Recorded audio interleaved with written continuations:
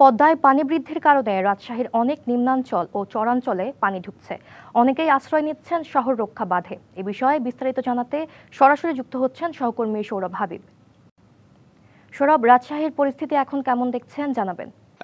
সঙ্গীতা, রাজশাহীর পানি কিন্তু প্রতিদিনই বাড়ছে এবং গতকাল সন্ধ্যা 6টায় পানির উচ্চতা ছিল 17.46 মিটার এবং এটা বিপদ সীমার 59 সেন্টিমিটার নিচ দিয়ে পানি প্রবাহিত হচ্ছে। আমি আছি টিবাদ এলাকায়, দেখছেন এখানে কিন্তু পানির যে স্রোত, প্রচুর স্রোত এবং প্রচুর স্রোতের মাধ্যমে কিন্তু পানি যাচ্ছে। ওপাশটিতে আসছে বাংলাদেশের চরখিদিপুর এবং খানপুর, যে এলাকাগুলো এখন অনেকটাই ডুবে গেছে। এটা নদীর উল্টো পাশের যে দক্ষিণের চর এবং এই অঞ্চলের যে পানি বৃদ্ধি, এটি এখানকার বাসিন্দারা বলছেন অন্তত 10 বছর আগে 2016 সালে এমন পানি বৃদ্ধি হয়েছিল এবং 9 থেকে 10 বছর পরে এবার আবারও পানি বৃদ্ধি হয়েছে। আমরা এখানকার যারা চরের বাসিন্দা আছেন তাদের সাথে একটু কথা বলবো।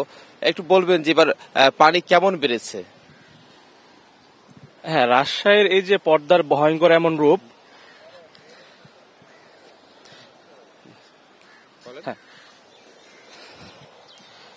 রাজশাহী পদ্মার এমন ভয়ঙ্কর রূপ বিগত প্রায় 8-9 বছর দেখা যায়নি। তো আমি প্রতিদিন এখানে হাঁটতে আসি, প্রতিদিনই পানি ক্রমান্বয়ে বাড়ছে, বৃদ্ধি পাচ্ছে এবং এভাবে যদি বৃদ্ধি পেতে থাকে হয়তো এটা রাজশাহী শহরের জন্য একটা হুমকি হয়ে দেখা দিতে পারে। আর সর্বশেষ এ ধরনের একটা ভয়ঙ্কর রূপ দেখা দিয়েছিল আজ থেকে সেই 9-10 বছর আগে 2016 সালে সর্বশেষ এমন ভয়ঙ্কর রূপ দেখা দিয়েছিল। ধন্যবাদ। পানি কি মানুষের ঘর বাড়িতে ঢুকেছে কিনা? পানি আপনার উঠেছে, বাঁধের উপর উঠে গেছে। জেলা প্রশাসক ডিসি কার্যালয়, ডিসির বাসভবনের সামনে উপরে একটু বাঁধের উপর উঠে গেছে। তো ঘর বাড়িতে ঢোকার ভিতরে এটা যে কোনো সময় হয়তো বিপদ সময় ঢুকে যেতে পারে।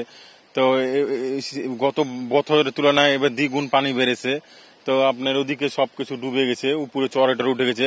ওদিকে লালন উৎসব মঞ্চের ওদিকে সব বাঁধের নিচে যেগুলো দোকানপাট ছিল সব ডুবে গেছে।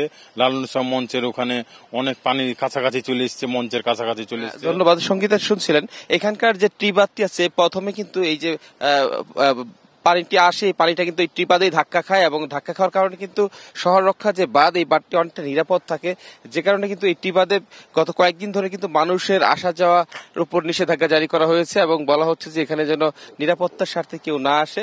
এবং রাজশাহীর পদ্মা নদীর বাঁধের ভেতরে অর্থাৎ পদ্মার পাড়ে যাদের বাড়িঘর, এমন কিছু বাড়িঘর ডুবে গেছে বা পানি উঠেছে বলে আমরা জানতে পেরেছি এবং বিশেষ করে চরাঞ্চলে চরখিদিপুর, খানপুর, মিডিল চর, এইসব এলাকার যে চরের বাসিন্দা তাদের ঘর বাড়িতে পানি উঠেছে বলে জানতে পারছি এবং তারা তাদের এই যে পানির হাত থেকে বাঁচার জন্য তারা কিন্তু ওই রাজশাহী শহর রক্ষা বাঁধে আশ্রয় নিচ্ছে এবং তারা শহরের যে আত্মীয় স্বজন আছে তাদের বাড়িতে উঠছে বলে আমরা জানতে পেরেছি। সঙ্গীতা। সৌরভ, ধন্যবাদ আপনাকে।